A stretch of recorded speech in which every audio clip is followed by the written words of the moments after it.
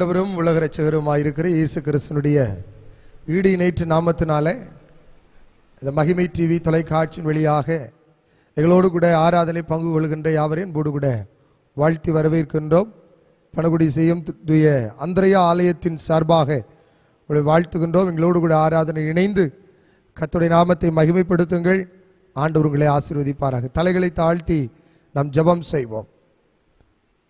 சகல நாட்களிலும் நான் உங்களோடு கூட இருக்கிறேன். நான் உன்னை விட்டு விலகிறதும் இல்லை, உன்னை கைவிடுகிறதும் இல்லை. எங்களை நேசிக்கிற எங்கள் அன்பின் ஆண்டவரே, இந்த நல்ல வேளைக்காக நன்றியோடு உம்மை துதிக்கிறோம். கடந்த நாட்கள் முழுவதுமாக எங்களை கண்ணின் மணி போல பாதுகாத்து ஜீவனோடு சுகத்தோடு பலத்தோடு வைத்திருக்கிறீரே, அதற்காக நாங்கள் உம்மை துதிக்கிறோம். இப்பொழுதும் உம்மை நாங்கள் ஆராதிக்கும்படியாக இந்த வேளையிலே நாங்கள் நிற்கின்றோம், வந்திருக்கின்றோம். ஆண்டவர் தாமே எங்களை ஆசீர்வதிப்பீராக. உம்முடைய பிரசன்னத்தின் நன்மையினாலும் எங்களை நீ நிறைப்பீராக. இது தொலைக்காட்சி வழியாக பார்க்கிற ஒவ்வொரு குடும்பங்களையும் கர்த்தர் ஆசீர்வதியும். பரிசுத்த ஆவியானவர் தாமே உடைய பிள்ளைகளை பலப்படுத்தும். அன்பிலும் ஐக்கியத்திலும் கர்த்தருக்கேற்ற வாழ்க்கையில் நாங்கள் வாழ இந்த ஆராதனை எங்களை பலப்படுத்துவீராக. இந்த ஆராதனையை ஆசீர்வதித்து தார். மீட்பர் இயேசு கிறிஸ்துவின் வழியாய் வேண்டிக் கொள்கிறோம் எங்கள் நல்ல பிதாவே, ஆமென். பாடல் எண் 30 200 கீதங்களிலே 30வது பாடல், யவனமாய் கர்த்தரே உம்மை வணங்குவேன் என்ற பாடலை நாம் பாடுவோம்.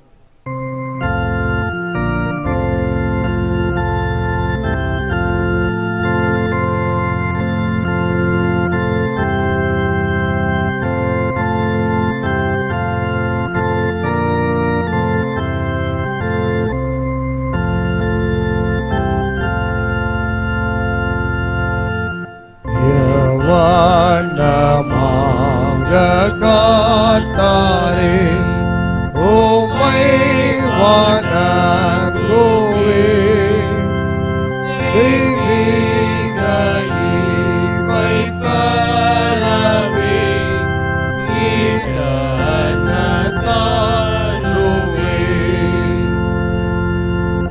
அநேக காணிக்கைகளால் உம் கோபம் மாறுமோ, நான் புண்ணிய கிரியை செய்வதால் கடாட்சம் வைப்பீரோ, பலியின் இரத்தம் வெள்ளமாய் பாய்ந்தாலும் பாவத்தை நீதி செய்து சுத்தமாய் ரட்சிக்க மாட்டாதே, நான் குற்றவாளியாகையால் என் பேரில் கோபமே நிலைத்திருந்து சாபத்தால் அழிதல் நியாயமே, ஆனால் என் பாவம் சுமந்து இரட்சகர் மரித்தார், சாபத்தால் தாளை கோணிந்து தாம் ஆவியை விட்டார், இப்போதும் பரலோகத்தில் வேண்டுதல் செய்கிறார், உம் திவ்ய சந்நிதானத்தில் என்னை நினைக்கிறார், இவனமாக கர்த்தரே உம்மை வணங்குவே, என் நீதி இயேசு கிறிஸ்துவே அவரை பற்றினேன். ஆமென். துன்மார்க்கன் தான் செய்த துன்மார்க்கத்தை விட்டு விலகி நியாயத்தின் நீதியும் செய்வானையாகில் அவன் தன் ஆத்துமாவை பிழைக்க பண்ணுவான். தேவனுக்கு ஏற்கும் பழிகள் நொறுங்குண்ட ஆவிதான். தேவனே நொறுங்குண்டது நறுங்குண்டதமான இருதயத்தினீர் புறக்கணியீர். உங்கள் வஸ்திரங்களை அல்ல, உங்கள் இருதயங்களை கிழித்து உங்கள் தேவனாகிய கர்த்தரிடத்தில் திரும்புங்கள். அவர் இரக்கமும் மன உருக்கமும் நீடிய சாந்தமும் மிகுந்த கிருபையும் உள்ளவர். அவர் தீங்குக்கு மனஸ்தாபப்படுகிறவருமாயிருக்கிறார். நான் எழுந்து என் தகப்பனிடத்திற்கு போய், தகப்பனே, பரத்துக்கு விரோதமாக உமக்கு முன்பாகவும் பாவம் செய்தேன். இனிமேல் உம்முடைய குமாரனை சொல்லப்படுவதற்கு நான் பாத்திரன் அல்ல என்பேன். நமக்கு பாவம் இல்லை என்போமானால் நம்மை நாமே வஞ்சிக்கிறவர்களாய் இருப்போம். சத்தியம் நமக்குள் இராது. நம்முடைய பாவங்களை நாம் அறிக்கையிட்டால் பாவங்களை நமக்கு மன்னித்து எல்லா அநியாயத்தை நீக்கி நம்மை சுத்திகரிப்பதற்கு கர்த்தர் உண்மையும் நீதியும் உள்ளவராயிருக்கிறார். பிரியமான சகோதர சகோதரிகளே, நம்முடைய பரமபிதாவாகி சர்வவல்லமையுள்ள தேவனுடைய அளவில்லாத தயவினாலும் இரக்கத்தினாலும் பாவ மன்னிப்பை பெறுவதற்காய் நாம் செய்த பலவிதமான பாவங்களை அக்கிரமங்களை அவர் சன்னதியில் மாயமாய் மறைத்து கொள்ளாமல் பணிவும் தாழ்மையும் துக்கமும் கீழ்ப்படுதலும் உள்ள இருதயத்தோடு அறிக்கையிட வேத வசனம் பற்பல வாக்கியங்கள் நம்மை ஏவுகிறது. நாம் இக்காலத்தில் தேவனுக்கு முன்பாக நம்முடைய பாவங்களை மனத்தாழ்மையாய் அறிக்கையிட வேண்டுவதுமின்றி அவருடைய திருக்கரங்களினாலே நாம் பெற்றுக்கொண்ட மேன்மையான உபகாரங்களுக்காக தோத்திரம் செலுத்தவும், மிகவும் சிறந்த அவருடைய புகழை பிரஸ்தாபம் பண்ணவும், அவருடைய மகா பரிசுத்த வசனத்தை கேட்கவும், நம்முடைய சரீரத்துக்கும் ஆத்மாவுக்கும் தேவையானவர்களுக்கு வேண்டிக் கொள்ளவும் நாம் கூடி வந்திருக்கிற தருணத்தில் பாவங்களை அறிக்கையிடுவது நமது விசேஷித்த கடமையாயிருக்கிறது. ஆகையால் நீங்கள் யாவரும் சுத்த இருதயத்தோடும் தாழ்ந்த சத்தத்தோடும் பரமகிருபாசனத்தண்டையில் என்னோடு கூட சேர்ந்து நான் சொல்லுகிற பிரகாரம் சொல்ல உங்களை வேண்டிக் கொள்கிறேன். ஜபம் செய்வோம். பாவரிக்க ஜபத்தை அவர் சேர்ந்து ஏறெடுப்போம். சர்வ வல்லமையும் இரக்கமுள்ள பிதாவே, தப்பிப்போன ஆடுகளைப் போல நாங்கள் வழியில் விட்டு வெளியிழந்து போனோம். எங்கள் இருதயத்தின் யோசனைகளுக்கும் விருப்பங்களுக்கும் நடந்தோம். இது பரிசுத்த கற்பனைக்கு விரதமாய் குற்றம் செய்தோம். செய்தக்களை செய்யாமல் செய்தகாதிகளை செய்து வந்தோம். எங்களுக்கு சுகமே இல்லை. ஆனாலும் ஆண்டவரே, தேவரிகத்திராய் இயேசு கிறிஸ்து மூலமாய் மனிதருக்கு அரிசித வாக்குப்படியே நிர்பாக்கியமுள்ள குற்றவாளிகள் எங்களுக்கு இறங்கும். தப்பிதங்களை அறிக்கையின் மேல் பொறுமையாயிரும். பாவ துக்கப்படுகளை சீர்படுத்தும். மிகவும் இரக்கமுள்ள பிதாவே, பரிசுத்த நாமத்துக்கு மகிமையுண்டாகும்படி நாங்கள் இதே பக்தியும் நீதியும் தெளிந்த புத்தலாய் நடந்து வர இயேசு கிறிஸ்துவின் தம் கிருபை செய்தருளும். ஆமென். ஆண்டவருடைய சமூகத்திலே ஆண்டவர் என்னுடைய பாவங்களை மன்னித்தார். என்னுடைய பாவத்தை அவர் முற்றிலுமாக அவர் பரிசுத்தப்படுத்தி என்னை ஆட்கொண்டிருக்கிறார் என்ற எண்ணத்தோடு கூட கர்த்தருக்கு நன்றி செலுத்துவோம். ஆண்டவரே, உம்முடைய இரத்தத்தினால என்னை நீர் கழுவி இருக்கிறீர். உம்முடைய சொந்த பிள்ளையை என்னை மாற்றிருக்கிறீர். ரட்சிப்பின் வஸ்திரத்தை எனக்கு கொடுத்திருக்கிறீர். உம்முடைய அன்பினால் என்னை இழுத்து கொண்டிருக்கிறீர். அதற்காக தோத்திரம் என்று சொல்லுவோம். அவர் உங்களை பரிசுத்தப்படுத்துவாராக, உங்களை தம்முடைய இரத்தத்தினாலே கழுவாராக. ஆண்டவரே, என்னை மன்னியும் என்று கேட்கிற ஒவ்வொருவரையும் ஆண்டவர் மன்னிப்பாராக. தம்முடைய பரிசுத்த ஆவியினால் உங்களை முத்தரிப்பாராக. அவனுடைய சமூகத்தில் நம்மை ஒப்புக் கொடுப்போம்.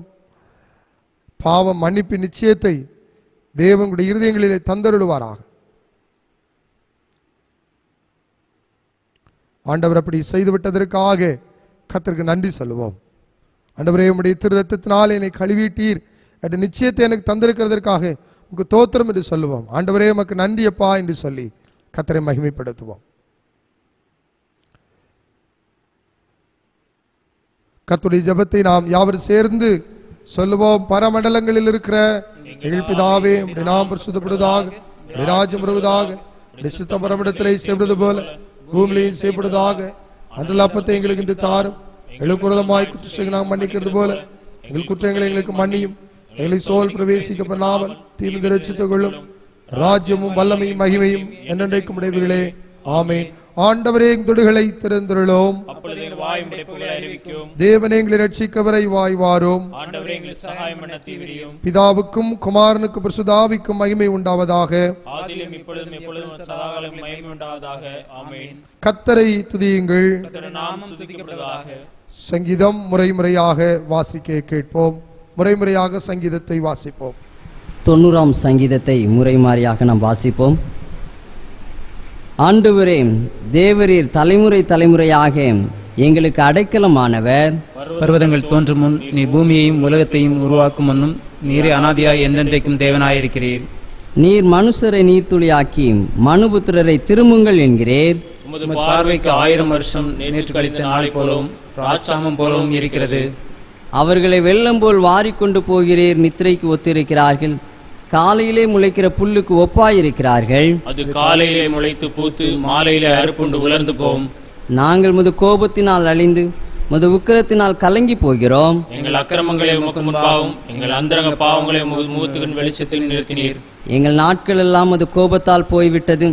ஒரு கதையைப் போல் எங்கள் வருஷங்களை கழித்து போட்டோம். எங்கள் ஆயுசு நாட்கள் 70 வருஷம். பலத்தின் மிகுதியால் 80 வருஷமாயிருந்தாலும் அதன் மேன்மையானது வருத்தமும் சஞ்சலமுமே. அது சீக்கிரமாய் கடந்து போகிறது, நாங்களும் பறந்து போகிறோம். முது கோபத்தின் வல்லமையும் முக்கு பயப்படத்தக்க விதமாய் முது உக்கிரத்தையும் அறிந்து கொள்கிறவன் யார்? நாங்கள் ஞான எழுதும்படி எங்கள் நாட்களை எண்ணும் அறிவை எங்களுக்கு போதித்தருளும். கர்த்தாவே, திரும்பி வாரும். எதுவரைக்கும் கோபமாயிருப்பீர்? முது அடியாருக்காக பரிதபியும். நாங்கள் எங்கள் வாழ்நாள் எல்லாம் கலிகூர்ந்து மகிழும்படி காலையிலே எங்களை முதிர்வையால் திருப்தியாக்கும். தேவரீர் எங்களை சிறுமைப்படுத்தின நாட்களுக்கும் நாங்கள் துன்பத்தை கண்ட வருஷங்களுக்கும் சரியா எங்களை மகிழ்ச்சியாக்கும். முது கிருபை ஊழியக்காரருக்கும் முது மகிமை அவர் பிள்ளைகளுக்கும் விளங்குவதாக.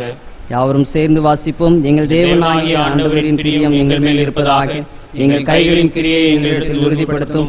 ஆம், எங்கள் கைகளின் கிரியை எங்களிடத்தில் உறுதிப்படுத்தி அருளும்.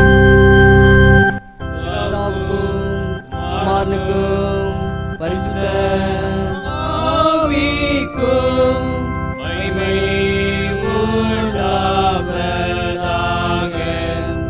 ஆதியிலும் இப்பொழுதும் எப்பொழுதுமான சதாகாலங்களிலும் மகிமை உண்டாவதாக. ஆமென்.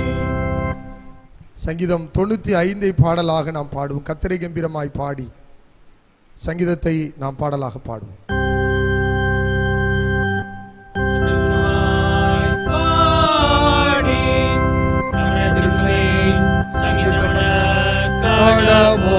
வாருங்கள், எங்களுடைய முன்பாக வந்து சங்கீதத்தை பாட கடவோம். கர்த்தரே மகா தேவனோ, எல்லா தேவர்களுக்கும் மகாராஜமாயிருக்கிறார்.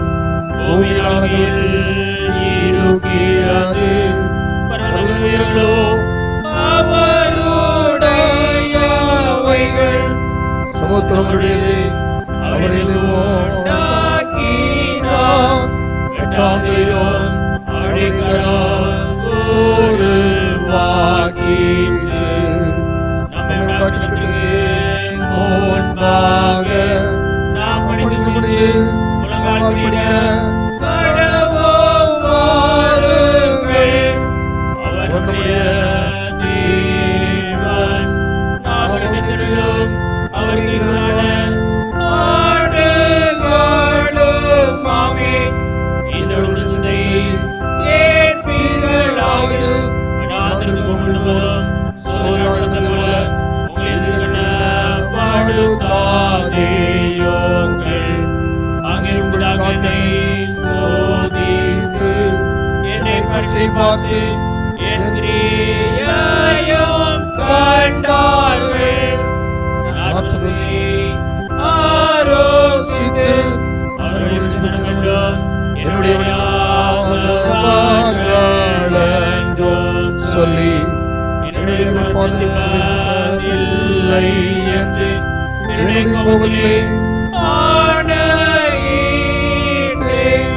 பிதாவுக்கும் குமாரனுக்கும் பரிசுத்த ஆவிக்கும் மகிமை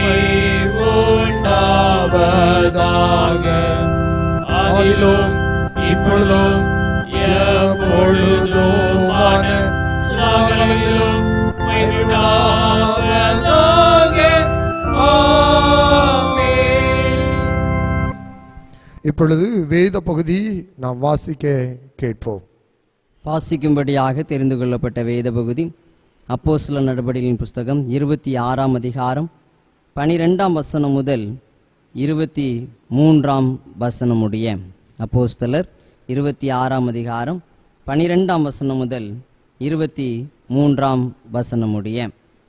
இப்படி செய்து வருகையில் நான் பிரதான ஆசாரியர்களிடத்தில் அதிகாரமும் உத்தரவும் பெற்று தமஸ்குவுக்கு போகும்போது மத்தியான வேளையில், ராஜாவே, நான் வழியிலே சூரியனுடைய பிரகாசத்திலும் அதிகமான ஒளி வானத்திலிருந்து என்னையும் என்னுடனே கூட பிரயாணம் பண்ணினவர்களையும் சுற்றி பிரகாசிக்க கண்டேன்.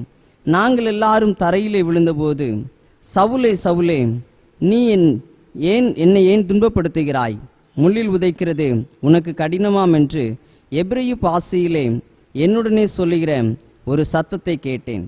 அப்பொழுது நான், ஆண்டவரே, நீர் யார் என்றேன். அதற்கு அவர், நீ துன்பப்படுத்துகிற இயேசு நானே. இப்பொழுது நீ எழுந்து காலூன்றி நில். நீ கண்டவைகளையும் நான் உனக்கு தரிசனமாகி காண்பிக்கப் போகிறவைகளையும் குறித்து உன்னை ஊழியக்காரனாகவும் சாட்சியாகவும் ஏற்படுத்துகிறதற்காக உனக்கு தரிசனமானேன். உன் சுய ஜனத்தாரிடத்தினின்றும் அந்நிய ஜனத்தாரிடத்தினின்றும் உன்னை விடுதலையாக்கி அவர்கள் என்னை பற்றும் விசுவாசத்தினாலே பாவ மன்னிப்பையும் பரிசுத்தமாக்கப்பட்டவர்களுக்குரிய சுதந்திரத்தையும் பெற்றுக்கொள்ளும்படியாக அவர்கள் இருளை விட்டு ஒளியினிடத்திற்கும் சாத்தானுடைய அதிகாரத்தை விட்டு தேவனிடத்துக்கும் திரும்பும்படிக்கு நீ அவர்களுடைய கண்களை திறக்கும் பொருட்டு இப்பொழுது உன்னை அவர்களிடத்தில் அனுப்புகிறேன் என்றார். ஆகையால் அகிரிப்பா ராஜாவே, நான் அந்த பரம தரிசனத்துக்கு கீழ்ப்படியாதவனாய் இருக்கவில்லை. முன்பு தமஸ்குவிலும் எருசலேமிலும் யூதேயா தேசமெங்குமுள்ளவர்களிடத்திலும் பின்பு புறஜாதியாரிடத்திலும் நான் போய் அவர்கள் தேவனிடத்துக்கு மனந்திரும்பி குணப்படவும் மனந்திரும்புதலுக்கு ஏற்ற கிரியைகளை செய்யவும் வேண்டுமென்று அறிவித்தேன். இது நிமித்தமே யூதர்கள் தேவாலயத்திலே என்னை பிடித்து கொலை செய்ய பிரயத்தனம் பண்ணினார்கள். ஆனாலும் தேவ அனுக்கிரகம் பெற்று நான் இந்நாள் வரைக்கும் சிறியோருக்கும் பெரியோருக்கும் சாட்சி கூறி வருகிறேன். தீர்க்கதரிசிகளும் மோசையும் முன்னமே சொல்லியிருந்தபடியே கிறிஸ்து பாடுபட வேண்டியதென்றும் மரித்தோர் உயிர்த்தெழுதலில் அவர் முதல்வராகி சுய ஜனங்களுக்கும் அந்நிய ஜனங்களுக்கும் ஒளியை வெளிப்படுத்துகிறவர் என்றும் சொல்லுகிறேனே என்று வேறொன்றையும் நான் சொல்லுகிறதில்லை என்றான். வாசிக்கும்படியாக தெரிந்து கொள்ளப்பட்ட வேத பகுதி வாசித்து முடிந்தது. கிறிஸ்துவுக்குள் அன்பான மறுபடியும் உங்களை ஆண்டவருடைய நாமத்தினால் வாழ்த்துதலை மகிழ்ச்சி அடைகிறேன். சங்கீதங்களில் 91ஆம் சங்கீதம் மிக ஒரு சிறப்பான ஒரு சங்கீதம். கர்த்தரோடு கூட இருக்கிறார் என்ற நம்பிக்கையை, விசுவாசத்தை கொடுக்குற ஒரு நல்ல ஒரு சங்கீதம். அதை நாம் அநேக நேரங்களில் வாசிக்கிறோம், தியானிக்கிறோம். அந்த 91ஆம் சங்கீதத்தை மிக சிறப்பான முறையில் ராகம் கொடுத்து பாடல் அமைத்தவர் சாரால் நவ்ரோஜ் அம்மையார் அவர்கள். ஒரு உன்னதமான ஒரு பாடல், உன்னதமானவரின் உயர் மறைவில் இருக்கிறவன். இந்த பாடலை நாம் பாடுவோம். எங்களோடு கூட இணைந்து நீங்கள் பாடுங்கள். கர்த்தர் நாமத்தை நாம் மகிமைப்படுத்துவோம்.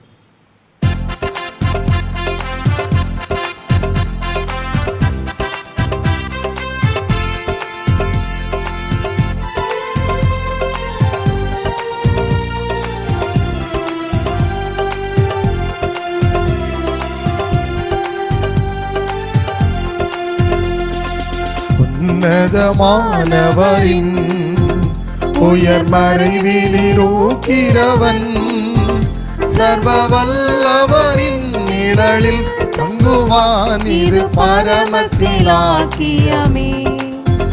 சர்வ வல்லவரின் நிழலில் தங்குவான். இது பரமசிலாக்கியமே. அவசட்டையின் கீழடை கலம்புகவே தம் சிறகுகளால் போடுவார்.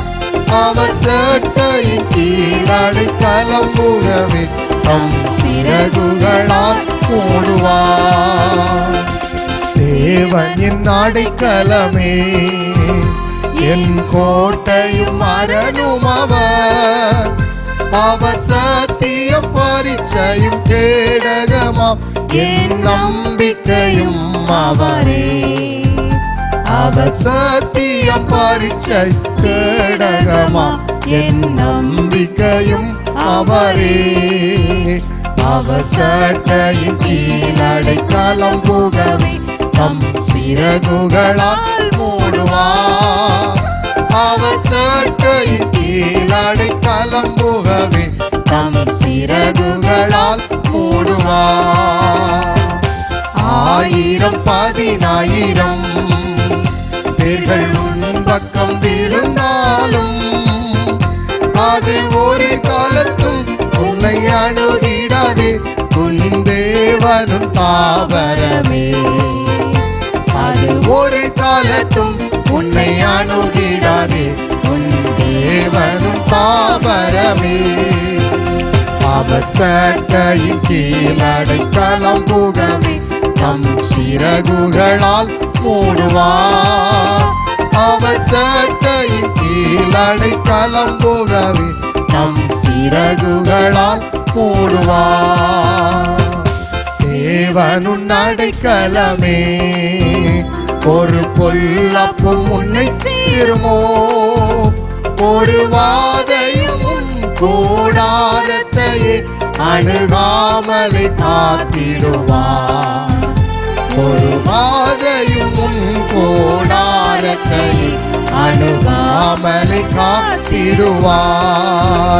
அவர் சட்டையின் கீழ் அடைக்கலம் புகவே தம் சிறகுகளால் மூடுவார். அவர் சட்டையின் கீழ் அடைக்கலம் புகவே தம் சிறகுகளால் மூடுவார்.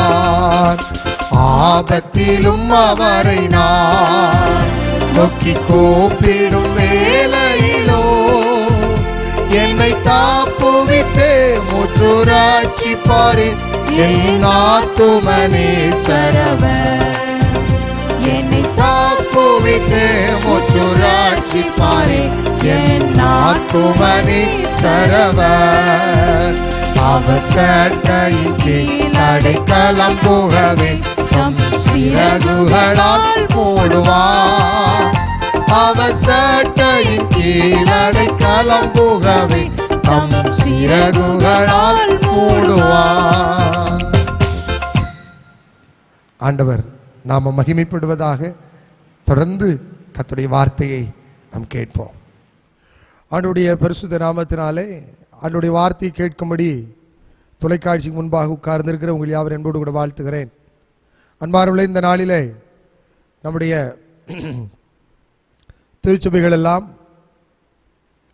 பூட்டப்பட்டிருக்கிற ஒரு சூழல். அந்த கொரோனா பாதிப்பு நிமித்தமாக நம் வீடுகளிலே உட்கார்ந்திருக்கிறோம். ஆண்டவரை நாம் ஆராதிக்க முடியாத, ஆலயத்தில் வந்து கர்த்தரை ஆராதிக்க முடியாத ஒரு சூழலில் இருக்கின்றோம். தேவன் நம்மோடு கூட இந்த நாளில் இந்த தொலைக்காட்சி வழியாக பேசுகிறார். உங்களுக்கு சிந்திக்கும்படியாக உங்களோடு கூட பேசும்படியாய் ஒரு வசனத்தை உங்களோடு கூட வாசிக்கிறேன். யாக்கோபு 1ஆம் அதிகாரம் 3ஆம் வசனம் சொல்லுகிறது, உங்கள் விசுவாசத்தின் பரீட்சையானது பொறுமையை உண்டாக்கும் என்று அறிந்து அதை மிகுந்த சந்தோஷமாய் எண்ணுங்கள். உங்கள் விசுவாசத்தின் பரீட்சையானது பொறுமையை உண்டாக்கும் என்று அறிந்து அதை மிகுந்த சந்தோஷமாய் எண்ணுங்கள். எனக்கு அன்பானவர்களே, விசுவாசத்தை நாம் பாதுகாத்துக் கொள்ள வேண்டிய ஒரு சூழலில் இருக்கிறோம். இந்த தொற்று நோய் பரவுகிறது. இது எதற்காக? ஒரு ஆராய்ச்சியை அல்லது ஒரு கேள்வியை நாம் கேட்டால், இந்த காலங்கள் ஆண்டவர் நமக்கு தருகிற ஈவாக எடுத்துக்கொள்ளலாம். அல்லதென்றால் ஆண்டவர் தம்முடைய தண்டனையை மக்களுக்கு வழங்கிவிட்டார் என்று சொல்லலாம். ஒன்றை நாம் புரிந்து கொள்ள வேண்டும், இதுதான் சூழல். நம் இருக்கின்ற இந்த நிலைமைதான் நம்முடைய தேவன் அனுமதித்திருக்கிற சூழல். அதனாலே நம்முடைய விசுவாசம் பரீட்சிக்கப்படுகிறது. ஏன் இப்படி வரணும், எதற்காக இப்படி நடக்கணும் எல்லாம் ஒரு பெரிய ஆராய்ச்சியெல்லாம் நம்ம பண்ண முடியாது. எப்பொழுதுமே தேவனிடத்திலே நாம் கேள்வி கணைகளை தொடுக்கும்போது அதுக்கு பதில் இருக்காது பாருங்க. அப்படியாக நாம் கேள்வி கேட்டுக்கொண்டே இருப்போமானால் நம்முடைய விசுவாசத்தினுடைய சிந்தனை உடைந்து விடுகிறதை நாம் பார்க்க முடியும். ரெண்டு வகையான ஆங்கில பதங்கள் இருக்கிறது. ஒன்று ட்ரையல் என்று பெயர், இன்னொரு டெம்டேஷன் என்று பெயர், இன்னொரு பதம் உண்டு டெஸ்ட் என்று பெயர். இந்த மூன்று பதங்களிலே மூன்றும் தமிழ் வேதாகமத்தில் சோதனை என்று பயன்படுத்தப்படும். சோதனை சோதனை என்றுதான் அந்த வார்த்தைகள் பயன்படுத்தப்படும். டெம்டேஷன் என்று சொல்லும்போது அது பிசாசு வைக்கிற சோதனை, நம்மை விசுவாச வாழ்விலை தள்ளும்படிக்க வைக்கிற சோதனை. கடவுள் நமக்கு ட்ரையல் வைக்கிறார். ஒரு வாகனத்தை நீங்கள் இயக்கும் போது அல்லது அதை விலை செய்து வாங்கும்போது ஒரு ட்ரையல் பார்க்குறோம். இன்னொரு டெஸ்ட், தேவன் நமக்கு அநேக நேரங்களில் பரீட்சை வைக்கிறார். விசுவாசத்தின் பரீட்சை, எப்படி நம்ம இருக்கிறோங்கிறத பார்க்குறார். வேதாகமத்தில் அநேக தேவ மனிதர்கள் இந்த பரீட்சை எழுதியிருக்கிறார். நம்மளும் இப்போ அந்த ஒரு சூழலில் இருக்கிறோம். இதுதான் சூழல். நம்ம இருக்கின்ற அந்த சூழல் எப்படியாக நாம் விசுவாசத்தை காத்துக்கொள்ள வேண்டும், அது ரொம்ப முக்கியமான ஒன்று. பரீட்சை, இந்த பரீட்சையில் எப்படி நான் நிற்பது, இந்த விசுவாச பரீட்சையில் அல்லது இந்த விசுவாச ஓட்டத்தில் எப்படி என்னை நான் காத்துக்கொள்வது தெரியல. வேதத்தின் அடிப்படையில் ஒரு 6 காரியங்களை நாம் பார்க்க இருக்கிறோம். எப்படியெல்லாம் ஆண்டவர் நமக்கு விசுவாச பரீட்சை வைக்கிறார். விசுவாச பரீட்சை அல்லது விசுவாச சோதனை, 6 வகையான சோதனைகளை ஒரு மனிதன் தன்னுடைய வாழ்விலே கடந்து வருகிறான் அல்லது சந்திக்கிறான். எபிரேயர் ஆக்கியன் எழுதும்போது 11ஆம் அதிகாரம் 7ஆம் வசனத்திலே வாராக எழுதுகிறார், விசுவாசத்தை நோவா தற்காலத்திலே காணாதவைகளை குறித்து தேவ எச்சரிப்பு பெற்று பயபக்தி உள்ளவனாகி தன் குடும்பத்தை ரட்சிப்பதற்கு பேலை உண்டு பண்ணினான். அதனாலே அவன் உலகம் ஆக்கினைக்குள்ளாக தீர்ந்தது என்று விசுவாசத்தினுண்டாகும் நீதிக்கு சுதந்திரவாளியான என்று எழுதப்பட்டிருக்கிறது. முதலாவது ஒரு சோதனை, கடவுள் நம்மை புதிய நோக்கத்திற்காக அழைக்கும் போது சோதனை வருகிறது. வேதாகமத்தில் இங்கே பார்க்கிற பொழுது அழைப்பை குறித்து அநேக மனிதர்களை கர்த்தர் அழைக்கிறார். ஒரு புதிய நோக்கத்தை அவர்களுக்கு கொடுத்து ஆண்டவர் அழைக்கிறார். முதல் அழைப்பு ஆபிரகாமினுடைய அழைப்பு. உன் வீட்டையும் உன் ஜனத்தையும் உன் தேசத்தை விட்டு நான் காண்பிக்கும் இடத்துக்கு போ, தேசத்துக்கு போ. தேவன் அழைத்த அழைப்புக்கு ஆபிரகாம் செவி கொடுக்கிறார் பாருங்கள். அவர் கொஞ்சம் கூட தயங்கல. ஆண்டவருடைய அழைப்புக்கு அப்படியே அந்த தேவன் கொடுக்கிற அந்த புதிய நோக்கத்துக்கு தேவன் அப்படியே கீழ்ப்படுகிறதை நாம் பார்க்கிறோம். எனக்கு அன்பான தேவனுடைய பிள்ளைகளை, நாம் ஒரு புதிய நோக்கத்தை தேவனுடைய வாழ்விலே நிறைவேற்ற விரும்புகிறார் என்றால், தேவன் ஒரு அழைப்பை கொடுக்கிறார் என்றால் அது ஒரு பரீட்சை, சோதனை. அதில் நாம் எப்படியாக அந்த அழைப்பை ஏற்றுக்கொள்கிறோம். மோசைக்கு ஒரு அழைப்பு வருகிறது பாருங்கள். தேவன் அவனை அழைத்தார். அவனை அழைத்த உடனே அவன் சொல்றான், ஆண்டவரே நான் திக்குவாயும் மந்தனாவும், எனக்கு அதெல்லாம் போதாது ஆண்டவரே. கர்த்தர் அவனை விடவில்லை. அழைப்பை அவனை ஏற்றுக்கொள்ளும் வரைக்கும் ஒரு விடவில்லை. அவனோடு கூட பேசுகிறார். ஆரோன் உடைய வாயாக இருப்பான். அப்படி என்றால் தேவன் நம்முடைய வாழ்விலே புதிய அழைப்பை, புதிய நோக்கங்களை நம்முடைய கையில் தர்றாருன்னு வைங்களேன். எனக்கு அன்பானவர்களே, என்ன ஆகிறது? அது ஒரு சோதனை, விசுவாசத்தின் சோதனை. பிசாசு சோதனை வைக்கிறான். அவன் உலகத்தினுடைய ஆபாசங்களை, உலகத்தினுடைய இச்சைகளை, உலகத்தினுடைய பணத்தை, பதவியை, பெருமையை, அந்தஸ்தை காட்டி நமக்கு சோதனை வைக்கிறான். அது பாவத்தின் பரீட்சை. அது பேர் பாவத்தின் சோதனை, விசுவாச சோதனை அல்ல. ரெண்டுமே மனிதனுடைய வாழ்விலே நடைபெறுகிறது. பாவத்தினுடைய பரீட்சை நடக்கிறது, விசுவாச பரீட்சை நடக்கிறது. நோவா தன்னுடைய காலத்திலே அவன் மழையை பார்க்கல. மேல இருந்து மழை வரணும்னு ஒன்று தெரியாது. பூமியை நீங்க வாசி பார்த்தீங்கன்னா ஆதியாகமத்திலே பனி பெய்து மூடி இருந்தது, அவ்வளவுதான். மழையை குறித்து அங்கே சொல்லப்படலை. மழை வரும்னு அவன் சொல்லிட்டு இருக்கான். பனி தான் பெய்து கொண்டிருந்தது, மழை எதிர்பார்க்கவில்லை. வேதம் சொல்ற ஊற்றுக்கண்கள் திறக்கப்பட்ட, மதகுகள் திறக்கப்பட்டது.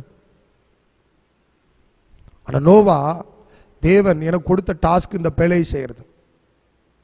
ஜனங்கள் எல்லாம் மனம் திரும்பல. எவ்வளவோ கத்தி பார்த்தான். அவன் எவ்வளவு பிரசங்கம் பண்ணியிருப்பான் என்ன தெரியாது. மக்களிடத்தில் சொல்லியிருப்பான். தன் குடும்பத்தை காப்பாற்றி கொண்டான். எனக்கு அன்பான தேவனுடைய பிள்ளைகளே, விசுவாச பரீட்சை. இரண்டாவதாக, விசுவாசம் எப்பவும் பரீட்சிக்கப்படுகிறது தெரியுமா? தேவனுடைய வாழ்விலே ஒரு மாற்றத்தை கொண்டு வர விரும்புகிறார் என்றால் நல்லா தெரிஞ்சுக்கணும், நம்முடைய விசுவாசம் பரீட்சிக்கப்படுகிறது. எபிரேயர் 11:8 அங்க எழுதுறார் பாருங்க. விசுவாசத்தின் ஆபிரகாம் தான் சுதந்திரமாய் பெறப்போகிற இடத்திற்கு போகும்படி அழைக்கப்பட்ட போது கீழ்ப்படிந்து தான் போகும் இடம் இன்னதென்று அறியாமல் புறப்பட்டு போனான். வேர் ஐ எம் கோயிங் அவனுக்கு தெரியாது. நான் எங்க போறேன் அது தெரியாது அவனுக்கு. ஆனால் தேவன் ஒரு மாற்றத்தை என்னுடைய வாழ்விலே உண்டு பண்ண விரும்புகிறார். கர்த்தர் எனக்கு ஏதோ ஒன்றை தர விரும்புகிறார். கர்த்தர் என்னை ஒரு மாற்றத்தின் ஊடாய் கடந்து செல்ல விரும்புகிறார். எனக்கு அன்பானவர்களே, நம்ம சோதனை அப்பதான் தெரியும், நமக்கு விசுவாசம் அப்பதான் தெரியும். இது எப்படி முடியும்? வேர் ஐ எம் கோயிங் தெரியாது. நான் எங்கே போக போகிறேன் தெரியாது. என்ன நடக்குன்னு தெரியாது. By the faith we walk with Jesus. என்ன நடக்கும் என்று தெரியாமல், என்ன கிடைக்கும் என்று தெரியாமல் இயேசுவை பின்பற்றுவது. அதான் இரண்டாவது பரீட்சை, நமக்கு வைக்கப்படுகிற டெஸ்ட், ட்ரையல். எனக்கு அன்பான ஆகவேனாலே நம்முடைய வாழ்விலே அநேக நேரங்களிலே நம் கலங்கி போகிற, ஆண்டவரே ஏன் ஆண்டவரே? தேவன் நம்முடைய வாழ்வில் ஒரு பொறுப்பை, ஒரு பணியை கொடுத்து நம்மை பெரிய ஒரு மனிதனாக மாற்ற விரும்புகிறார். ஒரு மாற்றம், அந்த மாற்றத்திற்கான அவசியம் விசுவாசம். அப்போ நம்ம விசுவாசம் தட்டி எழுப்பிக் கொள்ள வேண்டும். நம்ம உணர்ந்து கொள்ள வேண்டும், இது எனக்கு தேவன் வைக்கிற ஒரு டெஸ்ட், இதில் நான் பாஸ் பண்ணணும். எனக்கு அன்பான தேவனுடைய பிள்ளைகளே, இந்த வார்த்தையை கேட்டுக்கொண்டிருக்கிறவர்களே, தேவங்களோடு கூட பேசுகிறார். நீ ஊழியக்காரர்களாக இருக்கலாம், கர்த்தருடைய பணியை செய்கிறவர்களாக இருக்கலாம். தேவன் உங்களுடைய வாழ்வில் ஒரு மாற்றத்தை ஏற்படுத்த விரும்புகிறார் என்றால், உங்களை எங்கேயோ கொண்டு சொல்றாருன்னா அவரோடு கூட செல்ல ஆயத்தமாயிருங்கள். அது விசுவாசம். மூன்றாவது விசுவாசத்தின் பரீட்சை என்ன தெரியுமா? வாக்குத்தத்தத்தின் தாமதம். தேவன் எனக்கு ஒரு வாக்குத்தத்தம் கொடுத்துட்டாரு, ஆனா அது இன்னும் என்னுடைய வாழ்வில் நிறைவேற்றப்படவில்லை. எபிரேயர் 11 9-10 உங்களுக்கு, விசுவாசத்தினாலே அவன் வாக்குத்தத்தம் பண்ணப்பட்ட தேசத்திலே பரதேசியை போல சஞ்சரித்து அந்த வாக்குத்தத்தத்திற்கு உடன் சுதந்திரராகிய ஈசாக்கோடு யாக்கோவோடு கூடாரங்கள் கூடியிருந்தான். தேவன் தாமை கட்டி உண்டாக்கின அஸ்திபாரங்களுக்குள்ள நகரத்துக்கு அவன் காத்திருந்தான். ஆண்டவனுடைய வாழ்விலே வாக்குத்தத்தம் சொல்லிட்டார், இதை செய்வேன்னு சொல்லிட்டார், ஆனால் நடக்கலையே. என்னுடைய வாழ்விலே அது இன்னும் முற்று பெறாமல் இருக்கிறதே. தேவனுடைய வாக்குத்தத்தை கொடுத்தார், ஆனால் அது நடக்கலைங்க. செய்வன் சொன்னார். நம்முடைய விசுவாசம் காத்திருக்கும் போது எவ்வளவு சோதிக்கப்படுகிறது பார்த்தீங்களா? எனக்கு அன்பானவர்களே, தேவன் எனக்கு சொல்லியும் அவர் செய்யாதிருக்க மாட்டார். இந்த விசுவாசத்தை காத்துக்கொள்வது எவ்வளவு முக்கியம் பாருங்க. இப்பொழுது நம்முடைய விசுவாசம் பரீட்சிக்கப்படுகிறது. நடக்குமா? இது என்னுடைய வாழ்க்கையில் நடக்குமா? இது எப்படி ஆகும்? மரியாள் கேட்டது போல இது எப்படி ஆகும்? இந்த கேள்வியெல்லாம் நமக்கு எழும்புகிறது. விசுவாசம் என்பது கர்த்தருடைய நாமத்தினாலே காத்திருப்பது. Faith is waiting for God's time. கடவுளுடைய இந்த நேரத்துக்காக காத்திருப்பது. ரொம்ப நேரம் நாள் ஆனோடனே if you take long time then நம்ம சிவியரா முணுமுணுக்க ஆரம்பிச்சிருவோம். முணுமுணுப்பு என்ன ஆகும்? சச்சரவாகும். சச்சரவு சண்டையாகும். பாரு, ரொம்ப நேரம் காத்திருக்கிறது நம்முடைய இருதயத்தை அது காயப்படுத்துகிறது. வேதம் சொல்லுகிறது காத்திருக்கிறது வரும்போதோ ஜீவ விருட்சம் போல இருக்கிறது. எனக்கு அன்பானவர்களே, விசுவாசத்தை தேவன் பரீட்சிக்கிறார். இந்த காலங்களில் நமக்கு நடக்கின்ற இந்த காரியங்களில் விசுவாசம் பரீட்சிக்கப்படுகிறது. ஆண்டவரே, நாங்கள் என்ன செய்யணும்? ஆண்டவரிடத்தில் கேட்க தேவன் நம்மை அழைக்கிறார். நான்காவதாக, நமக்கு வருகிற சில தீர்க்க முடியாத பிரச்சனைகள், சில தீர்க்க முடியாத ப்ராப்ளம்ஸ். ஒரு மனிதனால் இதை தீர்க்க முடியாதுங்க. அப்படி வரும்போது பாருங்க, நம்முடைய விசுவாசம் பரீட்சிக்கப்படுகிறது. எபிரேயர் 11:12 வாசிக்கிறேன். விசுவாசத்தினாலே சாரால் வாக்குத்தத்தம் பண்ணின உண்மை உள்ளவர் என்றெண்ணி கர்ப்பம் தரிக்க பலனடைந்து வயது சென்றவளாயிருந்து பிள்ளை பெற்றாள். ஆனபடினால் சரீரம் செத்தவென்று எண்ணத்தகுந்த ஒருவராலே வானத்துள்ள பெருக்கமான நட்சத்திரங்களை போலவும் கடற்கரையில் உள்ள எண்ணிறந்த மணலை போலும் மிகுந்த ஜனங்கள் பிறந்தார்கள். இல்லை கவனிங்களேன், என் பிரச்சனை யாரும் தீர்க்க முடியாதுங்க. என் பிரச்சனையை எந்த மனிதனாலும் தீர்க்க முடியாது. அப்படி சொல்றோமா? விசுவாசம் பரீட்சிக்கப்படுது. எனக்கு இருக்கிற பிரச்சனை எனக்கு தான் தெரியும், ஒருவருக்கும் தெரியாது. என் பிரச்சனை யாராலும் தீர்க்க முடியாது. அப்படி என்றால் உங்களுடைய விசுவாசம் ஒரு அற்புதத்தை காண காத்திருக்கிறது. ஏதாவது ஒரு அற்புதம் நடக்காதா வாழ்க்கையில்? சரீரம் செத்தவள் சாரால், there is no way, எந்த வழியும் கிடையாது ஒரு குழந்தையை பெற்றெடுப்பதற்கு.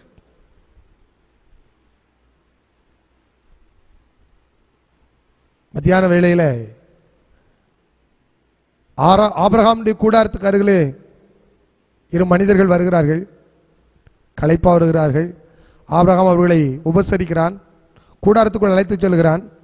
நடந்தது நமக்கு தெரியும். சாப்பிட்டு கொண்டிருக்கிறவர்கள் சமைத்து அவர்களுக்கு விருந்து பண்ணுகிறான். சாப்பிட்டு கொண்டிருக்கிற மனிதர்கள் சொல்கிறார்கள், நான் அடுத்த திருப்பி வரும்போது ஒரு குழந்தை இருக்கும். கூடாரத்தின் பின்பக்கத்தில் நின்று கொண்டிருக்கிற சாரால் என்ன செய்கிறா தெரியுமா? சிரித்தாள், நகைத்தாள். சிலர்கள் நமக்கே நகைப்பு வருகிறது. என் பிரச்சனையை யார் தீர்க்க முடியும்? தீர்க்கவே முடியாதுங்க. என்னுடைய பிரச்சனை யாராலும் தீர்க்கவே முடியாது என்கின்ற நிலைமை வரும்போது நம்முடைய விசுவாசம் காணாமல் போயிருது. நம்முடைய விசுவாசம் பரீட்சிக்கப்படுகிறது. அப்போ உணர்ந்துள்ளோம், என் விசுவாசம் பரீட்சிக்கப்படுகிறது. ஐந்தாவதாக, சில தாங்க முடியாத இழப்புகள் நம்முடைய வாழ்வில் வரும்போது, maybe you lose your relatives, சொந்தக்காரர்கள், குடும்பத்தில் உள்ள யாராவது ஒரு நபர் இழக்கும் போது நம்முடைய விசுவாசம் பரீட்சிக்கப்படுகிறது. ஏன் ஆண்டவரே என் பிள்ளையை எடுத்துக்கொண்டீர்? ஏன் ஆண்டவரே என் கணவனை எடுத்துக்கொண்டீர்? ஏன் ஆண்டவரே என்னுடைய தகப்பனை எடுத்துக்கொண்டீர்? ஒரு கேள்வி, அப்படி கேள்வி கேட்டுக்கிட்டே இருக்கிறோம் பாருங்க. அப்போ நம்முடைய விசுவாசம் பரீட்சிக்கப்படுகிறது. அதுக்கு மறுபடியும் எபிரேயர் 17:18 தான் உங்களுக்கு வாசிக்கிறேன். மேலும் விசுவாசத்தில் ஆபிரகாம் தாம் சோதிக்கப்பட்ட போது ஈசாக்கை பலியாக ஒப்பு கொடுத்தான். ஈசாக்கினிடத்தில் உன் சந்ததி விளங்கும் என்று அவனோடு சொல்லப்பட்டிருந்ததே. இப்படிப்பட்ட வாக்குத்தத்தை பெற்றவன் மரித்தொழுத்து எழும்ப தேவன் வல்லவராயிருக்கிறார் என்று எண்ணி தனக்கு ஒரே பேரானவனை பலியாக ஒப்பு கொடுத்தான். மரித்தொழுந்து அவனை பாவனையாக திரும்பவும் பெற்றுக்கொண்டான். நல்லா கவனிங்களேன், ஒரே மகன் ஈசாக்கு, ஒரே ஒரு பிள்ளை. ஆண்டவர் சொல்றார், பலியிடு, கொண்டு போய் பலியிடு. Can you do that? உங்களால் செய்ய முடியுமா? என்னால் செய்ய முடியுமா? அதுக்கான விளக்கமோ அதுக்கான ஒரு விவரிப்போ அவன் கேட்கல. ஏன் ஆண்டவரே என் மகனை பலியிட சொல்றீர்?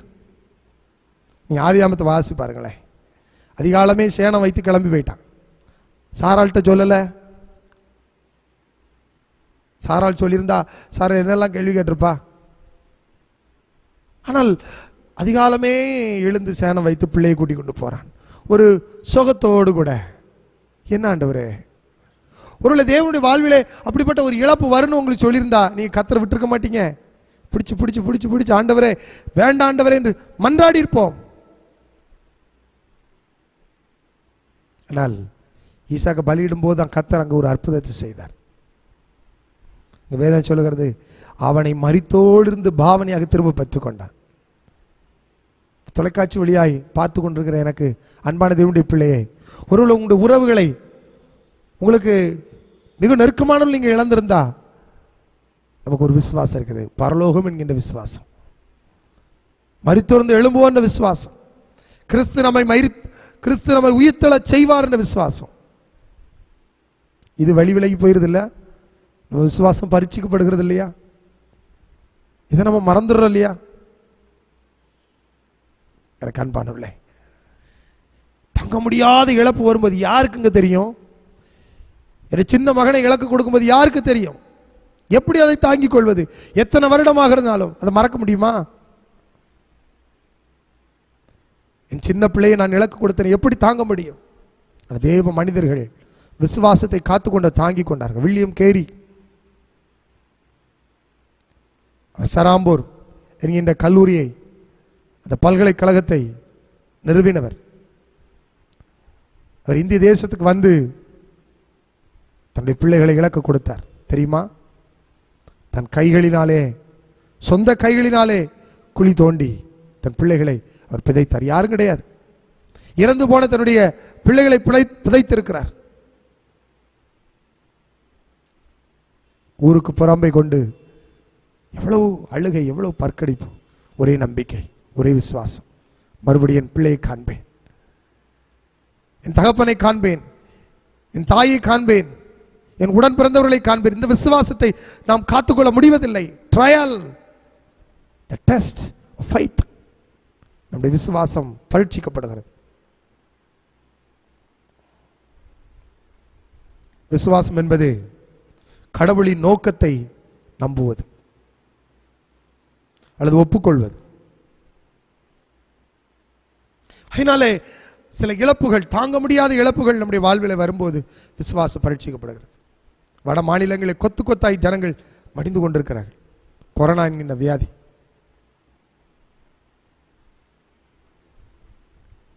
அது நம்ம வீட்டுக்கு வெளியே நடந்துட்டு இருக்குன்னு நினைக்கிறோம். எனக்கு அன்பானவர்களே, அநேக நம்முடைய வாழ்விலே நாம் அவைகளை அனுபவித்தால் நம்முடைய விசுவாசம் எப்படி இருக்குங்க? நம்முடைய விசுவாசத்தினுடைய தன்மை எப்படி இருக்கும்? நம்முடைய விசுவாசம் நம்ம காத்துக்க முடியுமா? ஆறாவதாக, சில நாள்பட்ட வழிகள், prolonged pain. சிலர் சரீரத்தில் சில வழிகள், இருதயத்தின் வழிகள். என் பிள்ளை இப்படி பேசிட்டு, என் மகன் இப்படி பேசிட்டான், என் உறவுகள் இப்படி பேசிவிட்டது என்கின்ற வழி பாருங்க, அந்த வார்த்தையின் வழி உள்ளே இருக்கும். நம்ம விசுவாசம் பரீட்சிக்கப்படுகிறது. அவன் பேசுறது போல நாம் பேசணும். நல்ல ஒரு விசுவாசினா இந்த நாள்பட்ட வழி இருக்கு பார்த்தீங்களா, prolonged pain, அதை மறக்கணும், அந்த வார்த்தையை மறக்கணும். கர்த்தர் தான் அதுக்கு உதவி செய்யணும். மோசேயினுடைய அழைப்பு பெற்ற பிறகு 40 வருடம் எகிப்து, 40 வருடம் வனாந்திரம், 40 வருடம் யாத்திரை. அந்த ஜனங்களை நடத்தணும், கொண்டு கானானுக்குள்ள கொண்டு போ, அவர்களை அனுப்பிவிட வேண்டும். எனக்கு அன்பானவர்களே, அவருடைய வழி எப்படி இருந்திருக்கும் பாருங்க. நாள்பட்ட சில வேதனை பாருங்க, நம்மை உபத்திரவப்படுத்தும் போது கர்த்தர் ஒரு காரியத்தை செய்து அதில் ஒவ்வொரு நேரமும் நமக்கு உபத்திரவம். நாளைக்கு என்ன நடக்குமோ தெரியாது, நாளைக்கு என்ன நடக்குமோ தெரியாது. சில நேரங்களில் நம்முடைய உணர்வு சொல்லு இது சரிதான், ஆனால் அது சரியா இருக்காது. நம்முடைய உணர்வு சொல்லு இது சரிதான்,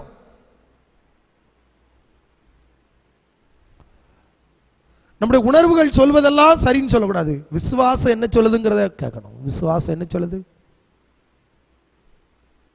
உணர்வுகளில் வார்த்தை விட்டுறோமே. சில உணர்வுகளில் உணர்ச்சி பூர்வமாக இருக்கும்போது கடவுளே இல்லை, கடவுளே இல்லை. ஆண்டவர்னு இப்படி ஒரு ஆள் இருந்தால் என் கண்ணு, அவருக்கு கண்ணு கிடையாதா, காது கிடையாதா? கேட்க ஆரம்பிச்சுடுறேன்ல. விசுவாசம், நம்முடைய விசுவாசம் பரீட்சிக்கப்படுகிறது. விசுவாசம் என்பது என்ன தெரியுமா? எவ்வளவு காலம், எவ்வளவு நாட்கள் என்று அறியாமல் கர்த்தரை பின்தொடர்ந்து செல்வது. யோபுவை பாருங்க. யோபனுடைய வாழ்க்கையில் அவன் how long it takes he follow the God, அவன் பின்பற்றிட்டு இருந்தான். எவ்வளவு வேதனை, எவ்வளவு நாள்பட்ட வழி, எப்போ மாறுன்னு தெரியாது. பிள்ளைகளை இழந்தான், வீடை இழந்தான், எல்லாவற்றையும் இழந்துட்டான். ஒரே ஒரு காரியம் சொல்லட்டா, இந்த வார்த்தையை கேட்டுக்கொண்டிருக்க என் அன்பான தேவனுடைய பிள்ளையே, உன் வழி ஒரு பக்கம் இருக்கட்டு, உன் பார்வையை கர்த்தருடைய பக்கம் திருப்புங்க. பாருங்க, இந்த சின்ன பிள்ளைகள் வயிறு வலியில அப்படியே அலறுவாங்க பாருங்க. சில நேரங்களில் அதுக்கு டாக்டர் சொல்ற ஒரு பரிந்துரை என்ன தெரியுமா? பிள்ளைகள் வயிறு வலி தான் அழுது வலிக்கு, அவள் பாருங்க வெளியே கொண்டு போய் அப்படியே காட்டணும். அதை பாரு, அதை பாரு, அதை பாரு. அவர்களுடைய கான்சன்ட்ரேஷன், அவருடைய உணர்வு வேற ஒரு பக்கம் போயிட்டுனா இந்த வலி தெரியாது. உடைய பார்வை இயேசுவை நோக்கி செல்லட்டும். இந்த prolonged pain அது மாறும். ஒரு 6 காரியத்தை நான் உங்களுக்கு சொல்லுகிறேன். ஒன்று, தேவன் நம்முடைய விசுவாசத்தை எப்படி சோதிக்கிறார்னா, ஒரு புதிய நோக்கத்தை தேவன் நம்முடைய கரத்தில், புதிய அழைப்பை கொடுக்கும்போது சோதிக்கப்படுகிறோம். இரண்டாவதாக, தேவன் நம்முடைய வாழ்விலே ஒரு பெரிய மாற்றத்தை உண்டு பண்ண விரும்புகிறார். அதை இப்படி எடுத்துக்கணும், ஒரு பெரிய ஆசீர்வாதத்தை கொடுக்க விரும்புகிறார்னா அப்போ ஒரு சோதனை வைக்கிறார். வாக்குத்தத்த தாமதம் ஒரு சோதனை, தீர்க்க முடியாத பிரச்சனை, தாங்க முடியாத இழப்பு, நாள்பட்ட சில வழிகள், இவைகளெல்லாம் விசுவாசத்தை சோதிக்கிறது, நம்முடைய விசுவாசத்தை பரீட்சிக்கிறது. எனக்கு அன்பான தேவனுடைய கரங்களில் இந்த காலங்களை ஒப்பு கொடுப்போம். விசுவாசத்தின் சோதனையின் காலங்கள், விசுவாச சோதனையின் காலங்கள்.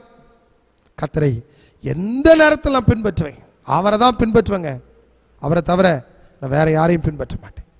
அந்த உணர்வோடு கூட தேவ சமூகத்தில் சொல்லுவோம், தேவனை ஆராதிப்போம். கர்த்தர் இந்த வார்த்தைகளினால் உங்களை திடப்படுத்துவாராக. ஆமென். தலைகளை தாழ்த்தி நம் ஜெபிப்போமா? பரலோக தந்தையே, விசுவாசத்தினுடைய பரீட்சையில் நாங்கள் நிற்கிறோம். Yes, we are standing on the faith platform. நாங்கள் விசுவாசத்தினுடைய அடிப்படையில் நாங்கள் நிற்கிறோம். ஆனால் எங்களுடைய விசுவாசம் கொஞ்சம் ஆட்டம் காணுகிறது, அது எங்களை கலங்க பண்ணுகிறது. ஒரு 6 வகையான காரியங்களுடைய சோதனைகளை எங்களை பரீட்சிக்க பண்ணுகிறது. ஆபிரகாமுக்கு ஒரு பெரிய சோதனை, ஈசா கொண்டு பலியிட. அதிகாலையுமே ஆபிரகாம் சேனம் வைத்து கட்டி சென்றார். ஏன்னு கேள்வி கேட்கல, விளக்கும் கேட்கல. ஆமாண்டவரே, this is the scenario, situation. We are here. நாங்கள் இந்த சூழ்நிலையில் நாங்கள் இங்கு இருக்கிறோம். இந்த நாளிலே இந்த விசுவாசத்தை காத்துக்கொள்ள உதவி செய்ய, இந்த தொலைக்காட்சி வழியாய் பார்த்து கொண்டிருக்கிற ஒவ்வொரு பிள்ளைகளுடைய வாழ்விலும் விசுவாசத்தை நாங்கள் காத்துக்கொள்ள எங்களுக்கு உதவி செய்யும். தேவன் எங்களை பலப்படுத்தும். ஒவ்வொருவருக்கு சரீர சுகத்தையும் தெய்வீக பாதுகாப்பையும் கிருபைகளையும் தாரும். விசுவாசிக்கிறவன் பிழைப்பான் என்று எழுதியிருக்கிறபடி விசுவாசத்தின் நாங்கள் ஊன்ற கற்றப்பட, விசுவாசத்தில் நாங்கள் பிணைக்கப்பட்டு கிறிஸ்துவோடு பின் செல்ல எங்களை பலப்படுத்த வேண்டும் என்று நாங்கள் ஜெபிக்கிறோம். திருச்சபையும் திருச்சபையின் மக்களையும் குடும்பங்களை ஆசீர்வதியும், பாதுகாத்து எல்லாருக்கும் வேண்டிய கிருபைகளை தாரும். எத்தனையோ மக்கள் ஆக்சிஜன் இல்லாமல் இருக்கிறார்கள், மருத்துவமனையில் ட்ரீட்மெண்ட் கொடுக்க முடியாத ஒரு சூழ்நிலை இருக்கிறார்கள். தேசத்திலே சவங்கள் எரிந்து கொண்டிருக்கிறது, ஆங்காங்கே இறந்தவருடைய பிணங்கள் எரிந்து கொண்டிருக்கிற அந்த சூழல் கொடூரமான ஒரு காலம். ஆனாலும் ஆண்டுடைய கரங்களை எங்களை ஒப்பு கொடுக்கிறோம். கிறிஸ்துவோடு கூட விசுவாச வாழ்வில் நாங்கள் பலப்பட எங்களுக்கு உதவி செய். இயேசு கிறிஸ்து மூலம் வேண்டிக் கொள்கிறோம் எங்கள் நல்ல பிதாவே. ஆமென். ஆமென். நம்முடைய கர்த்தராகிய இயேசு கிறிஸ்துவின் கிருபையும் பிதாவாகிய தேவனுடைய அன்பும் பரிசுத்த ஆவியுடைய ஐக்கியம் ஆசீர்வாதம் நல்லுறவும் நம் அனைவருடைய என்னென்றைக்கும் நிலைத்திருப்பதாக. ஆமென். கர்த்தர் உங்கள் யாவரையும் ஆசீர்வதிப்பாராக. இந்த வார்த்தையை கேட்ட, இந்த வார்த்தையை உங்கள் உள்ளத்திலே பெற்றுக்கொண்ட எல்லாரையும் தேவன் நாமே வழி நடத்துவாராக. ஆமென். God bless you.